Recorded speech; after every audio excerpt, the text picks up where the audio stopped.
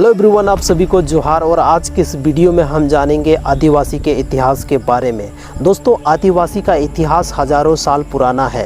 पत्थर के युग से लेकर लोहे के युग तक वो पहाड़ों, जंगलों और नदियों के किनारे बसे रहे। शिकार करना, मछली पकड़ना और खेती करना, यही इनका जीवन था।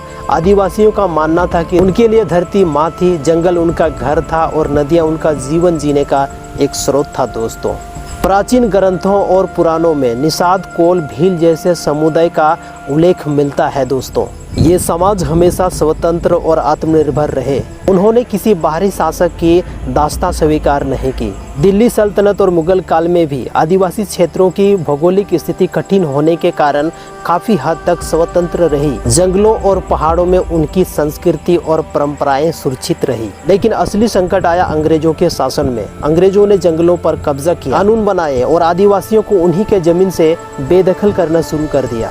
उनकी मेहनत और उनकी जमीन पर कर लगाया। जंगल से लकड़ी और खनिज की लूट हुई। और दोस्तों, यहीं से शुरू होता है आदिवासी विद्रोह।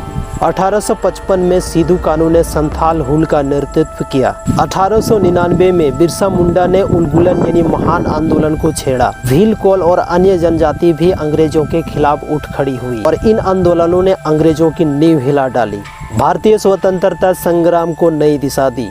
स्वतंत्रता के बाद आदिवासियों को अनुसूचित जनजाति की मान्यता मिली। संविधान ने उनके अधिकारों को रक्षा करने के लिए विशेष प्रावधान किए। संविधान का अनुच्छेद 46, पैसा कानून 1996 और वन अधिकार अधिनियम 2006। दोस्तों, क्या इतना काफ़ी था? आज भारत देश में 12 करोड़ से ज़्यादा आदिवासी रहते हैं। वे शिक्षा, राजनीति और खेल और कला के क्षेत्र में अपना पहचान बना रहे हैं। दोस्तों, लेकिन आज भी दोस्तों आदिवासियों को गरीबी, विस्थापन और पहचान की संकट आज भी मौजूद है।